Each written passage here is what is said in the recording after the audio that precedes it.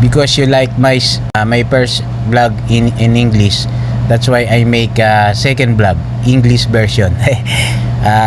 This time I make dynamite shrimp without crab, because here they request in the application in Hunger Station my order sushi, all sushi maki without crab. And now I make tempura shrimp, and then the last one I make crispy California without crab too.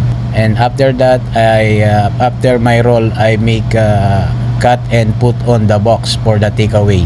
After that, and I make cut spicy shrimp, and then I put spicy mayo and sriracha to spicy shrimp. After that, I make all sauces and special toppings for our sushi maki or uramaki. And then I put the veggie salad on the crispy California and toppings on the all makis. After that, because I'm only one in the kitchen, of course I make cashier, I make dishwasher, I make takeaway, everything I do, because I'm only one singles in the restaurant. I'm only one all alone because my partner is a day off. That's why I'm go away. That's all. And I hope you like my vlog. Ramadan Kareem po. Bye-bye.